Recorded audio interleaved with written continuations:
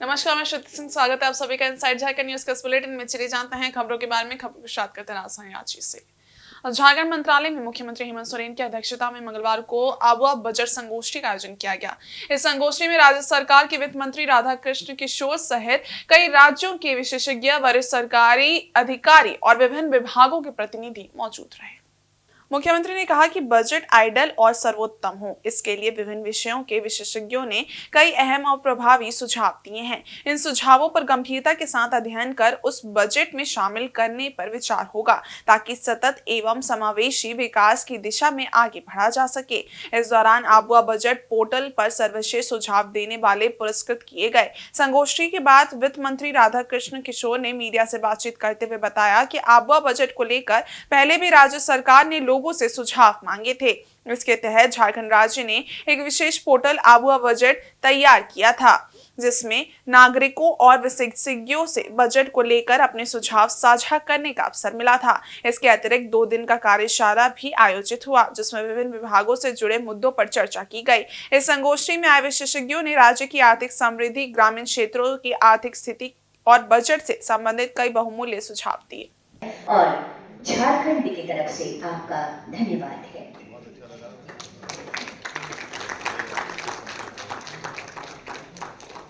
आबुआ budget को लेकर के पहले भी लोगों के सुझाव मांगे गए थे।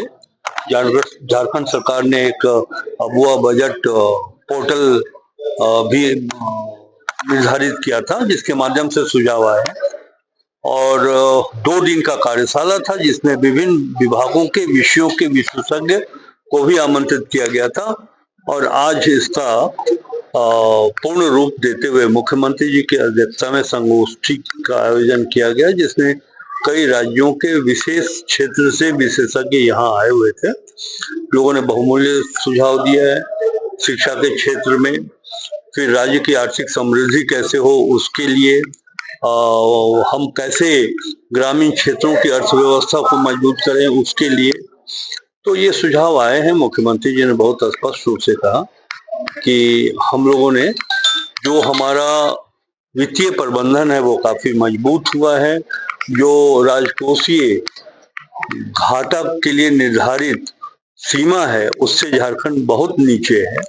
3% तक हम राजकोषीय घाटा को उसको स्वीकार किया जा सकता है, जबकि लगभग 1.5% ही राजकोषीय घाटा है। तो वो जो निर्धारित सीमा रेखा है उससे झारखंड। देखिए, अभी ये संगोष्ठी बजट की तैयारी को लेकर विगत कई दिनों से चिंतन मंथन चल रहा है। 15-16 तारीख है और आज इसका समापन था। आज तो हमारे सामने मुख्य रूप से 2-3 क्षेत्र पर ही सुझाव हमें सुनने को मिला और बहुत अच्छे सुझाव और कहा जाए कि विचारणीय सुझाव सब आए हैं। लेकिन हमने अभी जितने दिनों का कार्यशाला रहा है अलग अलग दिनों में, उन सब के दस्तावेज को एकत्रित करके उपलब्ध कराने के लिए मैंने सचिव को कहा है। और मुझे लगता है इस बार बहुत मतलब बैलेंस और राज्य के लिए जो बजट होगा इस बार, ये बहुत ही मतलब कहा जाए कि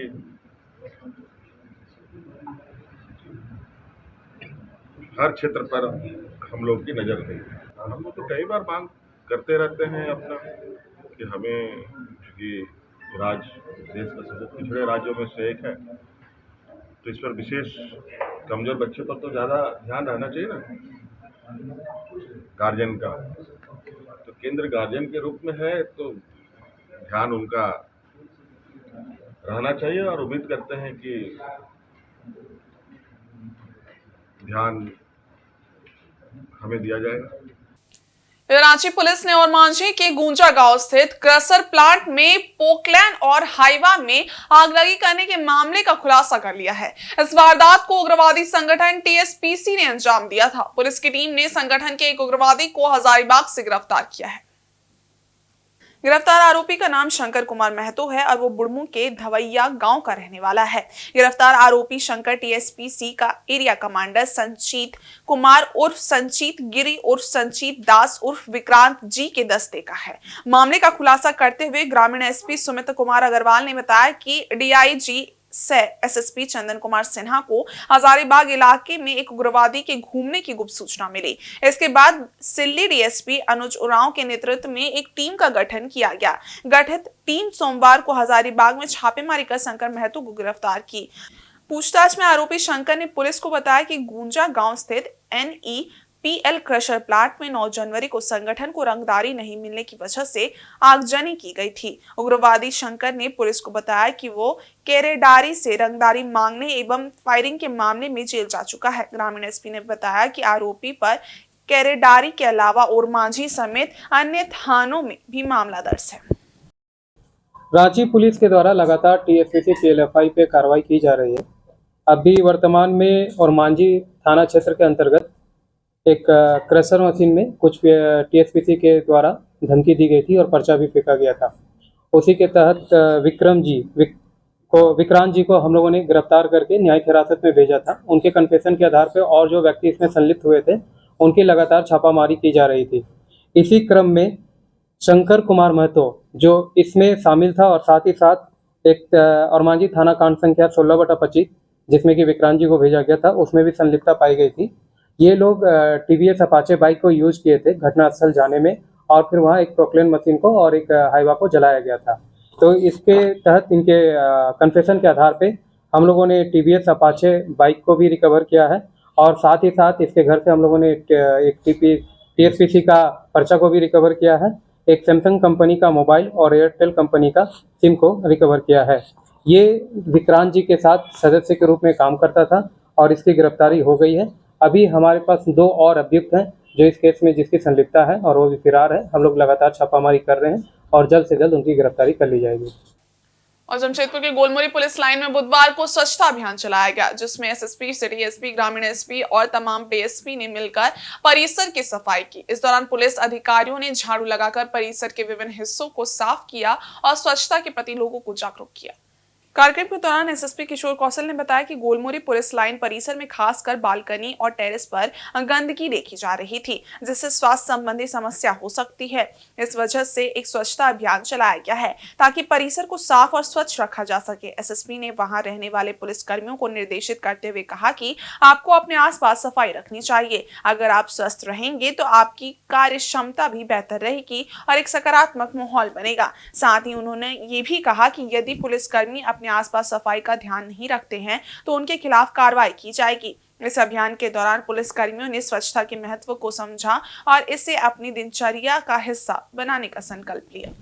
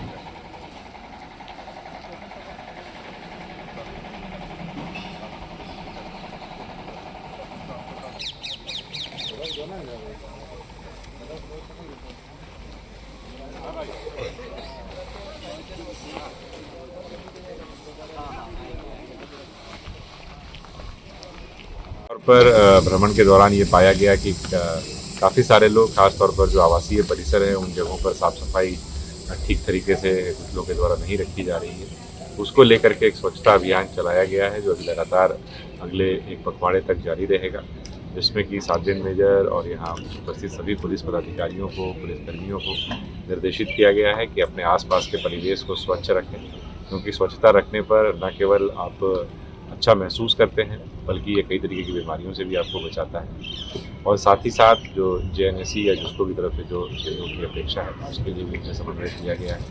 और यह निर्देशित किया गया है कि जितने भी आवासीय परिसर में जो डिफरेंट ब्लॉक्स हैं, उन ब्लॉक्स में एक व्यवस्था सुनिश्चित की जाए जहाँ पर कि अध्यक्ष सचिव और एक मैनेजमेंट कमेटी हो जो इस चीज़ को मॉनिटर करे कि वहाँ पर किसी भी प्रकार से कोई गंदगी इधर उधर ना फेंके। पर्याप्त रूप में डब्बे वहाँ पे गार्बेज बीन्स जो है वहाँ पर स्थापित रहें। और इसके अलावा अगर कोई इस तरीके का वायलेशन करता है, तमाम चीज़ों के बावजूद अगर वो अपने परिवेश को साफ सफाई नहीं रखता है परिवेश में, तो उनके विरुद्ध जो है शासनात्मक कार्रवाई भी सुनिश्चित की जाएगी। सरायकेला जिला के गमरिया टायो कॉलोनी से जर्जर फ्लैट की एक इमारत मंगलवार को धराशायी होकर गिर गई, जिसके बाद वहां रहने वाले लोग भारी संकट का सामना कर रहे हैं। टाटा कंपनी प्रबंधन द्वारा मामले पर केवल बयान जारी कर देने और अन्य किसी उचित व्यवस्था नहीं करने से लोग परेशान और हलकान हैं।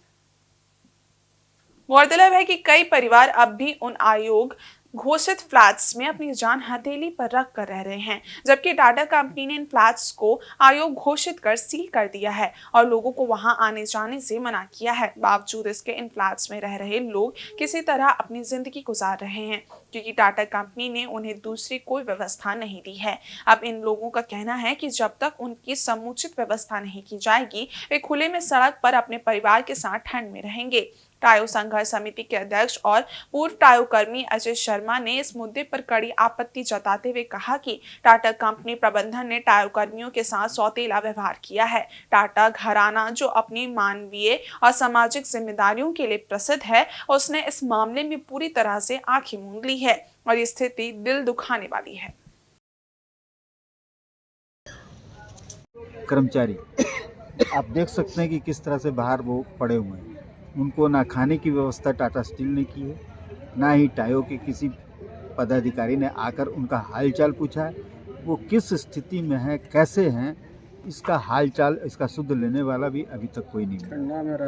और ठंडा में ये लोग रात भर जो बाहर रहे। एक घर जो अलॉट किया गया है, वो घर जो है वो भी इसी कंडीशन में कब टूट के गिर जाएगा कोई भरोसा नहीं, इसलिए उस घर पे वो नहीं जाए। और अभी जो निर्णय लिया उन लोगों ने कि जब तक हम लोगों को अच्छा घर नहीं मिलता है तब तक हम बाहर ही रहेंगे। जमशेदपुर अंचल के पेयजल एवं स्वच्छता विभाग के अधीन कार्यरत जल सहियाओं ने मंगलवार को पेयजल सुरक्षा विभाग के कार्यपालक अभियंता सुनील कुमार के कार्यालय का घेराव किया। जल सहिया संघ की जिलाध्यक्ष नीतू सिंह के नेतृत्व में ये प्रदर्शन हुआ, जिसमें सहियाओं ने बकाया प्रोत्साहन राशि की जल्द भुगतान की मांग की। जल सहिया एकता जिंदाबाद, जिंदाबाद, जिंदाबाद। जल सहिया को ठगना बंद करो, बंद करो, बंद करो। जल सहिया को ठगना बंद करो। सिंह ने कहा कि सितंबर माह से जल सहियाओं को प्रोत्साहन राशि भेजी गई है, लेकिन कार्यपालक अभियंता इसे देने में आनाकानी कर रहे हैं। इसके अलावा सरकार द्वारा 12,000 रुपए की राशि मोबाइल फोन के लिए भेजी गई थी, जो 800 सहियाओं के बीच बांटी गई, लेकिन अभी भी 300 सहिया मोबाइल फोन से वंचित हैं। उन्होंने ये भी आरोप लगाया कि सरकार द्वारा जल सहियाओं के लिए भेजी गई राशि अब तक पूरी तरह से वितरित नहीं की गई है, जिससे सहियाओं में असंतोष और गुस्सा बढ़ रहा है। जल सहिया संघ के इस मुद्दे पर शीघ्र समाधान की मांग की है। आज हम लोग जो आए हुए हैं, 2-3 बार लेटर देने के बाद भी कार्यपालक अभियंता का होश में अभी तक नींद से जागे नहीं है। बाकायदा सितंबर में हम लोग का प्रोत्साहन राशि आया हुआ है, बाकायदा राज्य का लेटर है हमारे पास, लेकिन आज देंगे, कल देंगे, परसों देंगे, आज ये है वो है करके आज जनवरी महीना पार हो ही गया है लगभग। और 12,000 मोबाइल का पैसा हेमंत सोरेन जी ने हम लोग को जलसैया को देने के लिए वो भी फंड आया हुआ है। मात्र 800 जलसैया को मिला है पैसा, अभी भी 300 जलसैया का बाकी है। प्रोत्साहन राशि 0 है, कुछ भी नहीं बटा है। और बकाया मानदेय जो है उसमें भी हम लोग का 800 कुछ लगभग जलसैया को मिला है। मार्च महीना 2023 को क्लोजिंग करके सारा पैसा रिटर्न कर दिया गया। वही लोग का मनसा है कि इस बार भी पैसा जो भी आया हुआ है रिटर्न कर दिया जाएगा। बाद में बोलेंगे कि हम लोग को क्लोजिंग महीना था, सारा भेज दिए। बार बार जलसैया को ठगा जा रहा है, बार बार जलसैया का शोषण किया जा रहा है। और झारखंड राज्य अराजपत्रित कर्मचारी महासंघ त्रिपाठी गुट और पेयजल एवं स्वच्छता विभाग कर्मचारी संघ का धरना प्रदर्शन तीसरे दिन भी जारी रहा। सैकड़ों कर्मचारी आदित्यपुर स्थित पेयजल स्वच्छता प्रमंडल के कार्यपालक अभियंता के खिलाफ विरोध दर्ज कराते हुए धरने पर बैठे हैं। जिंदाबाद, जिंदाबाद, इनकलाब जिंदाबाद, जिंदाबाद, जिंदाबाद, जय जय जय जय जय। कर्मचारियों का कहना है कि कार्यपालक अभियंता द्वारा कई बार वार्ता के बावजूद उनकी समस्याओं का समाधान नहीं किया गया है, जिससे उनका गुस्सा बढ़ता जा रहा है। संघ ने चेतावनी दी है कि जब तक उनकी प्रमुख मांगें पूरी नहीं होती तब तक ये धरना अनिश्चितकालीन जारी रहेगा। कर्मचारियों की प्रमुख मांगों में कार्यभार से नियमित कर्मचारियों के वेतन निर्धारण के बाद बकाया भुगतान, 8 चतुर्थ वर्गीय कर्मचारियों को जुलाई 2024 में दिए गए MACP का लाभ लंबित रखना, सेवानिवृत्त खलासी दशरथ सोरेन को कार्यभार स्थापना की अवधि की गणना कर पेंशन का भुगतान और आदित्यपुर शिविर अंतर्गत नलकूप की व्यवस्था जैसी महत्वपूर्ण मांगे शामिल है। बता दें कि यह धरना प्रदर्शन अब एक बड़ा मुद्दा बन चुका है और कर्मचारियों के बीच असंतोष की स्थिति बढ़ रही है। विगत 3-4 दिनों से कार्यालय में नदारत है, कभी आते ही नहीं है। अगर पूर्व में आए भी है तो ये मिलना नहीं चाहते हैं। कर्मचारियों की जो समस्याएं हैं या जो अभी हमारे साथी सिन्हा जी ने कहा, तो खास करके जो रिटायर्ड कर्मचारी हैं उनकी समस्याओं को जानबूझकर नीचे के लेवल से, अकाउंटेंट के लेवल से, कर्मचारी के लेवल से काम हो करके इनके टेबल पर रखा है। लेकिन इनकी अनैतिक इच्छा का अर्थ सरकार अब समझे कि क्या हो सकता है। उस अनैतिक इच्छा के कारण धर्मेंद्र पासवान की नाबालिग 2 पुत्रियां अभी पारिवारिक पेंशन से वंचित है, नफीसुद्दीन का बेटा वंचित है पेंशन से, हमारा दशरथ सोरेन जो रिटायर्ड कर गया कर्मचारी, जो मिलना चाहिए उसको वाजिब आधा अधूरा दे करके उन्होंने छोड़ दिया है। यदि यही काम ठेकेदारों की आती है तो उसमें कनीय अभियंता और सहायक अभियंता की आवश्यकता महसूस नहीं करके अपने स्तर से चेक काटते हैं। इसके लिए इनके पास फुर्सत है, लेकिन कर्मचारियों के लिए इनके पास समय नहीं है। इधर सिडबी ने आदित्यपुर स्मॉल इंडस्ट्री एसोसिएशन को अपने सहयोगी पार्टनर के रूप में चयनित किया है। एक समझौते के तहत एशिया संगठन की कार्य क्षमता निर्माण कार्यक्रम का हिस्सा बनेगा। इस संबंध में एक महत्वपूर्ण कार्यक्रम आदित्यपुर स्थित एशिया भवन सभागार में आयोजित किया गया, जिसमें एशिया और सिडबी के बीच औपचारिक रूप से MOU पर हस्ताक्षर किए गए। MOU पर सिडबी की ओर से पटना क्षेत्रीय कार्यालय की महाप्रबंधक अनुभा प्रसाद, जमशेदपुर से AGM सुमिरन पाल तथा एशिया की ओर से अध्यक्ष इंद्र कुमार अग्रवाल और महासचिव प्रवीण गुटगुटिया ने हस्ताक्षर किया। कार्यक्रम के दौरान महाप्रबंधक अनुभा प्रसाद ने उद्यमियों को संबोधित करते हुए कहा कि फाइनेंस की सिडबी का प्रोजेक्ट है और यदि उपभोक्ता को इससे लाभ हो रहा है तो हमें भी संतुष्टि मिलती है। हम अपने ग्राहकों को बेहतर सुविधाएं प्रदान करने का प्रयास कर रहे हैं। उन्होंने कार्यक्रम में महिला उद्यमियों की सक्रिय भागीदारी पर भी जोर दिया और उम्मीद जताई कि एशिया और सिडबी के बीच हुआ ये MOU स्थानीय उद्यमियों के लिए लाभकारी साबित होगा। एशिया के अध्यक्ष इंद्र कुमार अग्रवाल ने कहा कि सिडबी के साथ इस सहयोग से निश्चित रूप से हमारे संगठन की कार्यक्षमता में वृद्धि होगी और स्थानीय उद्योगों को बेहतर सहायता मिलेगी। लघु उद्योग विकास बैंक हम लोग सिडबी से हैं और हमारी यहाँ शाखा है बिष्टुपुर में। मैं जो क्षेत्रीय कार्यालय है बिहार और झारखंड का, मैं उसको हेड करती हूँ। तो हम लोगों ने आज आसिया के साथ MOU किया है। आसिया में आदित्यपुर स्मॉल इंडस्ट्रीज एसोसिएशन जो है वो यहाँ का सबसे ज़्यादा वाइब्रेंट एसोसिएशन है, सबसे ज़्यादा मेंबर्स भी हैं। तो हमने MOU किया है जिसके तहत आसिया को हम सपोर्ट करेंगे कि इंडस्ट्री को जो परेशानी आती है और इंडस्ट्री को लोन मिलने में दिक्कत आती है, बैंक्स के साथ काम करने में दिक्कत आती है, तो उनको सपोर्ट कर सके, उनके साथ काम कर सके और हम इनको प्रोफेशनल सपोर्ट भी देंगे और थोड़ा सा हम इनको ऑफिस सेटअप के लिए भी देंगे, ताकि इनके पास जो भी उद्यमी इनके मेंबर्स हैं या इवन नॉन मेंबर्स भी हैं, उनको जिस तरह का सपोर्ट चाहिए बैंकिंग सेक्टर से, तो एक इकोसिस्टम अच्छा यहाँ डेवलप कर सके। तो इस पर्पज़ से हमने MOU किया है।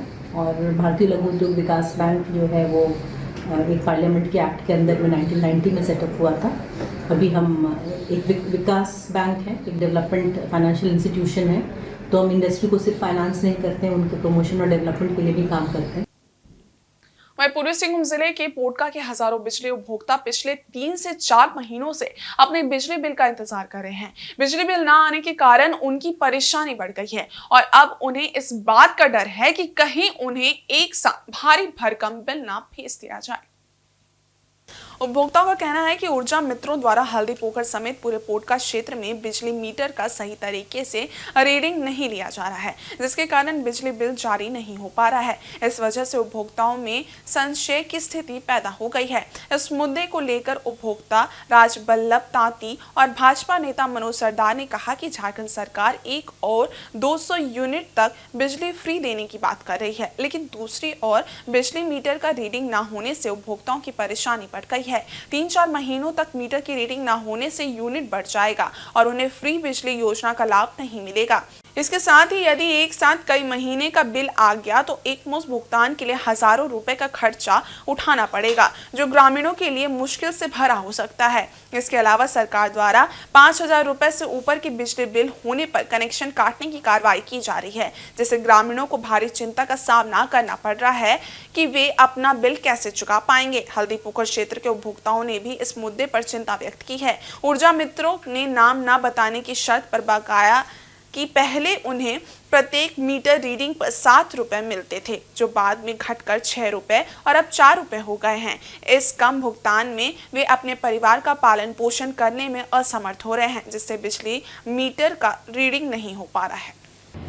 3-4 महीना से बिजली बिल का रीडिंग नहीं हो रहा है और रीडिंग नहीं होने से उपभोक्ता परेशान है और सरकार का योजना है कि 200 यूनिट बिजली बिल का हम लोग माफ़ करेंगे और इससे जब रीडिंग नहीं हो रहा है आपका 4-5 महीना से और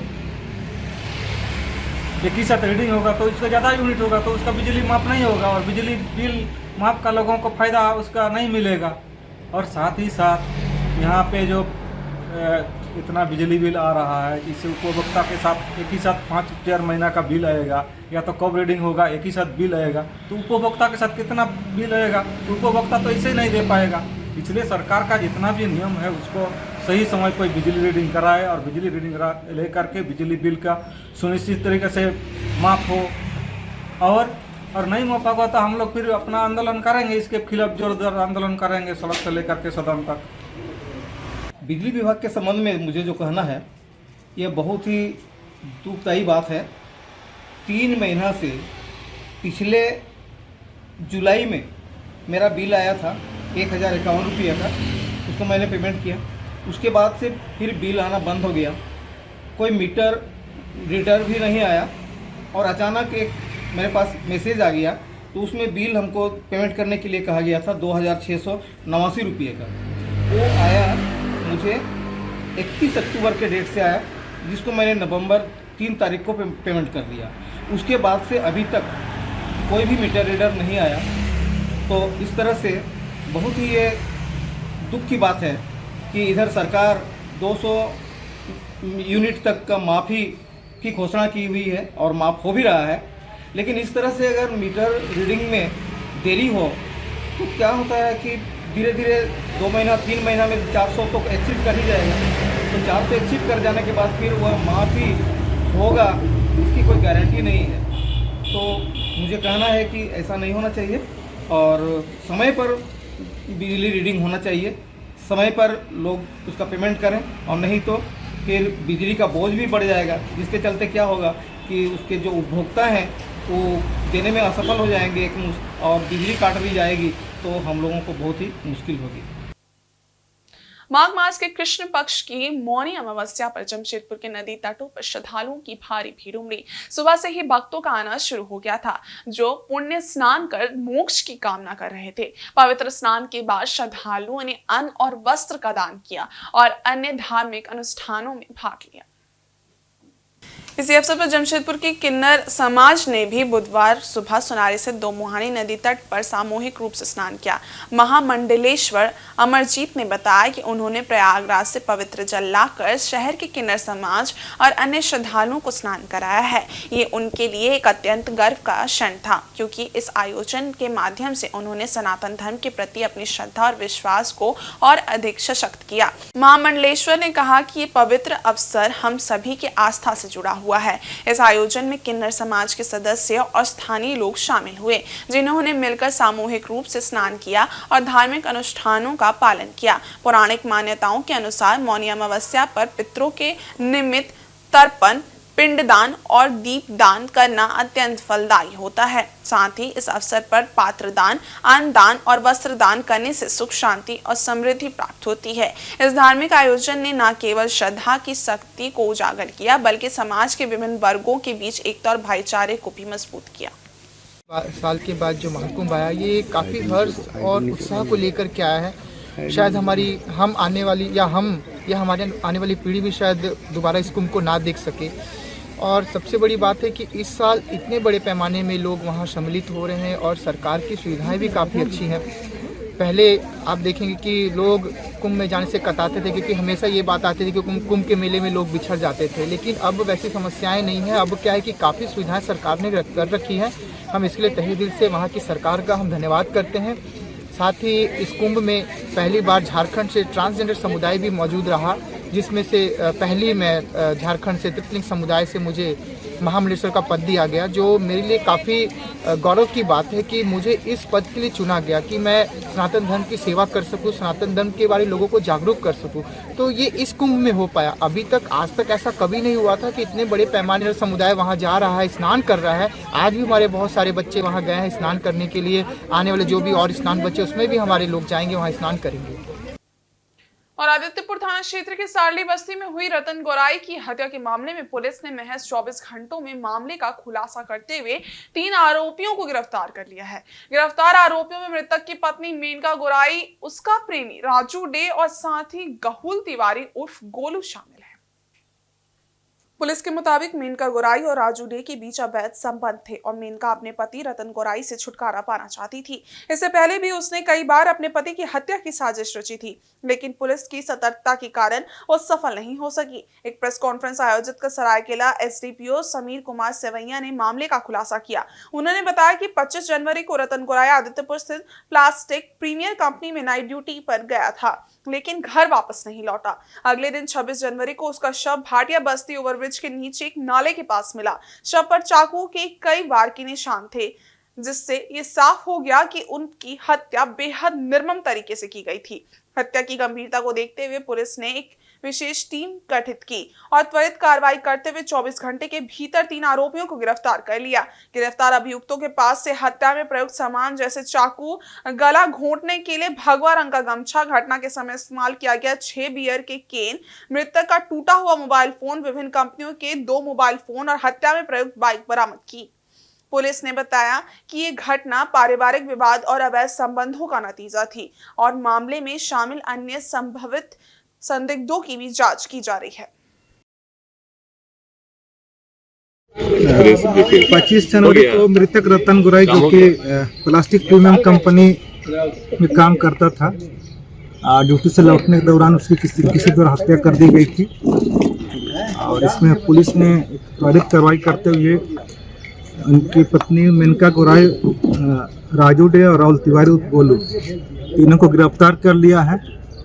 और कांड में जो प्रयोग किया गया था चाकू खुखरी, उसको भी बरामद किया है। और इसमें इवेंट कंपनी का 2 मोबाइल और 3 मोबाइल और घटना में प्रयुक्त हीरो होंडा स्प्लेंडर मोटरसाइकिल और घटनास्थल से 6 बियर का केन और एक भगवा रंग का गमछा बरामद किया। हत्या का कारण जो है अवैध संबंध है। उसका राजू डे का मृतक की पत्नी मेनका गोराई के साथ अवैध संबंध था। राहुल जो है वो राजू डे के साथ ही और मृतक के साथ ही एक ही कंपनी में काम करता था। और राहुल तिवारी को इसमें घटना को कैद करने के लिए 6,000 रुपया दिया गया। इधर जमशेदपुर के सिद्धगोड़ा थाना क्षेत्र के बाबूडी लाल भट्टा निवासी साधु बोदरा हत्याकांड के आरोपी अब तक पुलिस की पकड़ से दूर है, जिससे परिजनों और स्थानीय लोगों में गुस्सा है। मृतक की पत्नी सीता हांसदा ने डीसी और एसएसपी से मिलकर हत्या में संलिप्त लोगों की गिरफ्तारी की मांग की है। सीता हांसदा ने बताया कि 30 दिसंबर को उनका पति साधु बोदरा काम पर गया था, लेकिन रात तक घर नहीं लौटा। कई दिनों तक खोजबीन के बाद जब कुछ पता नहीं चला तो 1 जनवरी को सिद्धगोड़ा थाना में गुमशुदगी की रिपोर्ट दर्ज करा गई। लेकिन 30 जनवरी को बाबूडी लाल भट्टा नाव घाट के पास एक शव मिलने की सूचना मिली, जहां वे गई और देखा कि उनका पति साधु बोदरा की हत्या कर शव फेंका गया था। उन्होंने आरोप लगाया कि पति की हत्या उसके साथ काम करने वाले 5 लोग राजकिशोर महतो, अभिषेक पूर्ति, सम्राट पूर्ति, आकाश हांसदा और राजा कालिंदी ने मिलकर की है। इन सभी के खिलाफ उन्होंने मामला दर्ज कराया, लेकिन अब तक किसी की भी गिरफ्तारी नहीं हुई। सीता हांसदा ने यह भी कहा कि आरोपी उन्हें केस वापस लेने की धमकी दे रहे हैं। उनके साथ आए आदिवासी नेता डेमका सोय ने इस मामले में पुलिस की भूमिका पर सवाल उठाया है। उन्होंने कहा कि इतने दिन बाद भी किसी अपराधी की गिरफ्तारी नहीं हो पाई है, ये पुलिस की नाकामी को दर्शाता है। उन्होंने कहा कि यदि जल्द ही आरोपियों की गिरफ्तारी नहीं की गई तो वे राज्य के मुख्यमंत्री और झारखंड पुलिस के डीजीपी से मिलकर इस मामले की शिकायत करेंगे और सिद्धगोड़ा थाना प्रभारी के खिलाफ कार्रवाई की मांग करेंगे। मेरे पति साधु बोदरा का हादसा हुआ, बाबरी ललघटा में मर्डर हुआ है। मर्डर के बाद हम लोग को घर आया, घर के आने के बाद बोला कि बिरसा नगर में है और नदी में जलपरी आया है। जलपरी फिर पूछ रहे हैं कि अगर आदमी को देखा है तो बताओ कहाँ पर है। और उसके बाद हम लोग थाना में गए एफआईआर दर्ज करने के लिए। 1 जनवरी ये साधु बोदरा मेरा हस्बैंड लापता है बोल के, उसके बाद कुछ कार्रवाई नहीं किया। फिर 3 जनवरी को मेरा हस्बैंड का डेड बॉडी मिला। उसके बाद हम लोग फिर उसका पुलिस को बुलाया। पुलिस को बुलाने के बाद हम लोग पोस्टमार्टम करने के लिए लेके गए मानगो। आदिवासी हम लोग का साधु बोदरा हम लोग का दामाद लगते हैं। उनका मर्डर 30 दिसंबर को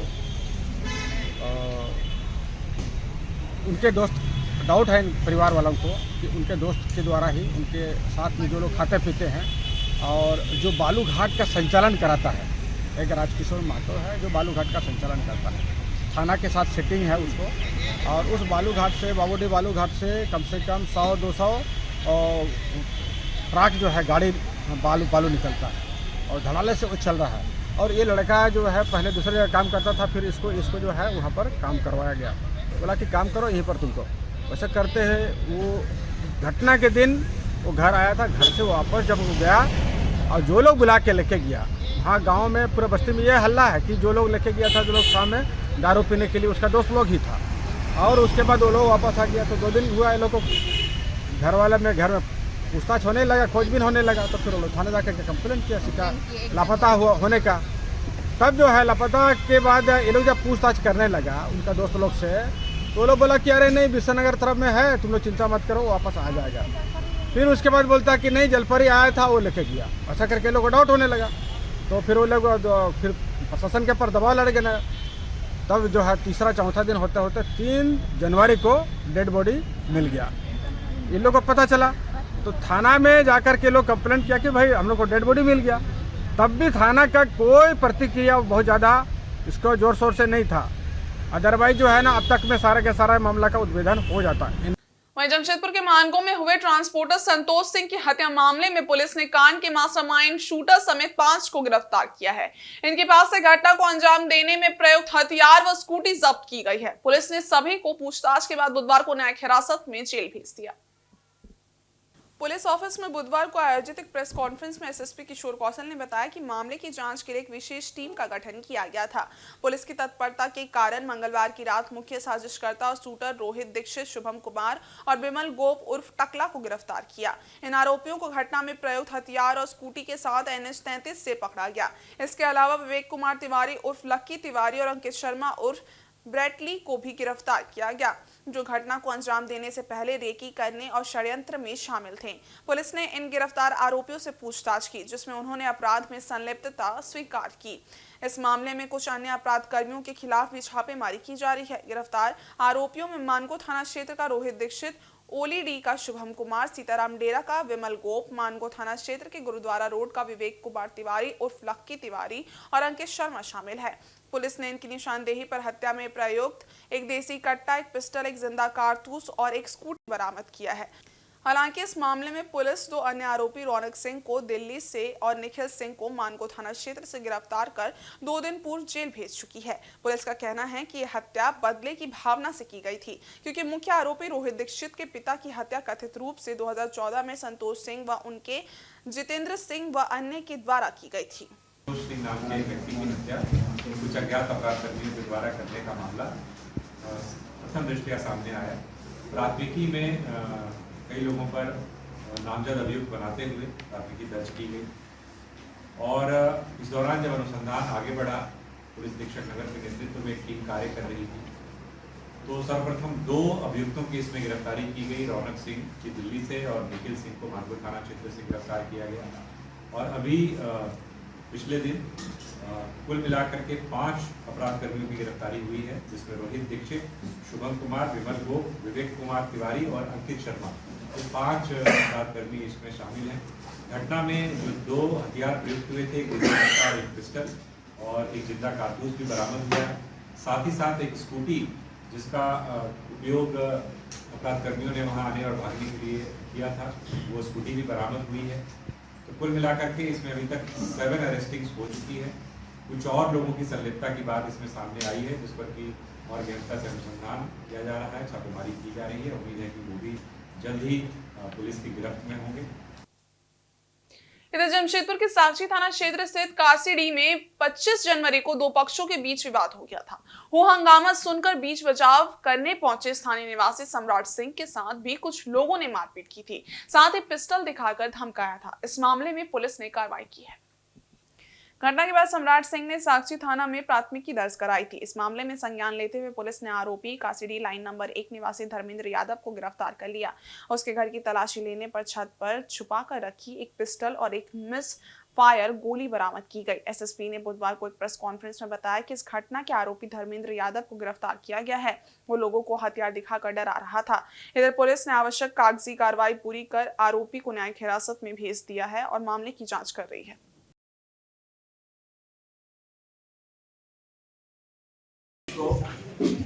एक झगड़े का मामला दर्ज कराया गया, जिसमें यह आरोप भी लगाया गया कि जो अभियुक्त है उसके द्वारा हथियार भी दिखाने का प्रयास किया गया और हथियार के तौर पर डराने और धमकाने का प्रयास किया। इसको लेकर के प्राथमिकी दर्ज की गई और जब छापामारी की गई तो अभियुक्त की गिरफ्तारी भी की गई है और उसके पास से एक हथियार, एक पिस्टल और एक मिसफायर गोली भी बरामद हुई है। पिछले कुछ समय से लगातार दोनों ही पक्षों में झगड़े के एक दूसरे के ऊपर आरोप लगाया जाता रहा है और उन मामलों में भी कार्रवाई की गई थी। उसी क्रम में ये सूचना मिली थी, जिस दौरान छापामारी कर इस अपराध कर्मी की, इस अभियुक्त की गिरफ्तारी।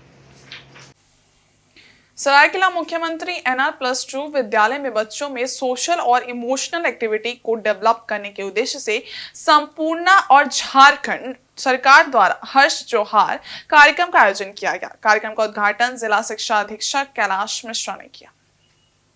इस अवसर पर उन्होंने कहा कि आज के समय में बच्चों में सामाजिक और इमोशनल भावना की कमी देखने को मिल रही है और इस कमी को दूर करने के लिए ये कार्यक्रम आयोजित किया गया है। उन्होंने कहा कि बच्चों में सामाजिक और इमोशनल विकास को बढ़ावा देने का ये प्रयास महत्वपूर्ण है। संपूर्णा के सदस्य अभिदा ने बताया कि झारखंड सरकार के सहयोग से अभियान शुरू किया गया है। उन्होंने कहा कि आने वाले दिनों में झारखंड के 4400 स्कूलों में 25 लाख बच्चों को इस अभियान से जोड़ने का लक्ष्य है। उनका मुख्य उद्देश्य बच्चों में सामाजिक और इमोशनल भावना को जागरूक करना है। आपके और आपके सक्सेस के बीच बहुत बड़ा बाधा है मोबाइल, बहुत बड़ा है ना। पहले आपको याद होगा कि हम लोग जब वैल्यू मैथमेटिक्स कर रहे थे तो ब्रेन में बहुत सारी चीजें कर रहा था। मैं प्रोजेक्ट संपूर्णा की तरफ से इस इवेंट में आई हुई हूँ सरायकेला में।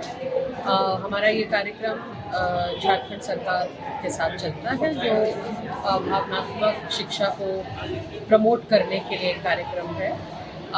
इस कार्यक्रम के माध्यम से एक करिकुलम, हर्ष जोहार करिकुलम भी सारे SOE स्कूल्स में इम्प्लीमेंट किया जा रहा है।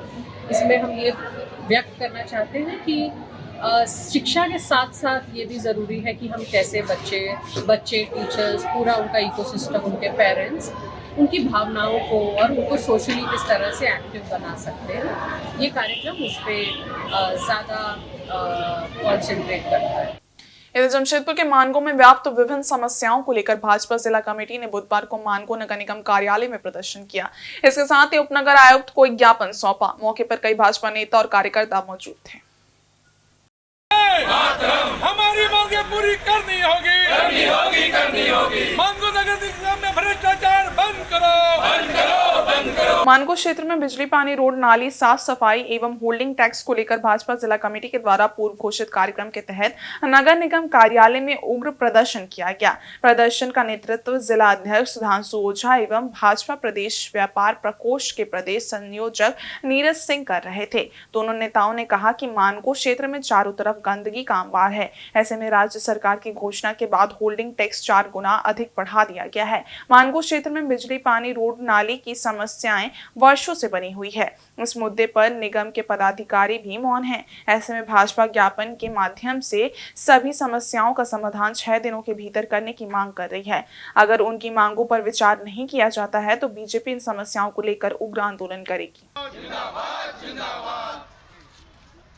सबको सामने देखिए, हमारी मांगे पूरी करो, पूरी करो, पूरी करो। भारतीय जनता पार्टी जमशेदपुर महानगर के तत्वाधान में आज हम मानगो की विभिन्न समस्याओं को लेके यहाँ के पदाधिकारी से मिलने आए हुए हैं। मानगो में सबसे विकराल समस्या यह है, सफाई की समस्या है। कहीं भी कचरा निष्पादन का स्थान सुनिश्चित नहीं होने के कारण गली मोहल्ला से कचरा का उठाव नहीं हो पा रहा है। गंदगी भरी पड़ी है। सरकार निकम्मी है। केवल पूर्व मंत्री के द्वारा यह झूठा लोक लुभावन बातें कहकर कचरा का अंबार लगवा दिया गया। 1 साल तक कोई व्यवस्था नहीं हुई और पिछले दिनों पूरे नगर निगम में जो होल्डिंग टैक्स बढ़ाया गया है, ये होल्डिंग टैक्स बढ़ा हुआ पर पिछले मंत्री यहाँ झूठा आश्वासन दिए कि उसको समाप्त कर दिया जाएगा। लेकिन चुनाव समाप्त होने के बाद 10 गुना, पिछले से लगभग 10 गुना ज़्यादा होल्डिंग टैक्स लोगों से लिया जा रहा है। अब लोगों को डिफॉल्टर किया जाएगा और उनसे जोर जबरदस्ती से टैक्स वापस लिया जाएगा। भारतीय जनता पार्टी जनहित के विषय पर जनता के साथ है। यह हमारी पार्टी की प्रतिबद्धता है। हम उस रूप में अपने कार्यकर्ताओं के साथ मानगो के हित में उनकी बिजली की समस्या, पानी की समस्या, होल्डिंग टैक्स की समस्या या सफाई की समस्या, स्ट्रीट लाइट की समस्या, सारे समस्या को लेकर निदान के लिए यहाँ के पदाधिकारी को आज ज्ञापन देने आए हैं। इस ज्ञापन के बावजूद भी 4-5 दिन में यदि हमारे काम अनुरूप काम नहीं हुआ, जनहित के काम नहीं हुआ, तो हम बड़ा से बड़ा आंदोलन करने के लिए तैयार है। इन्हीं बातों के लिए चेतावनी देने नगर निगम में कार्यालय भारतीय जनता पार्टी जमशेदपुर महानगर के तत्वाधान में आई हुई है। और आज के इस बुलेटिन में बस इतना ही। हम कल फिर हाजिर होंगे कुछ और नई खबरों के साथ। तब तक के लिए देखते रहिए इनसाइड झारखंड न्यूज़। धन्यवाद।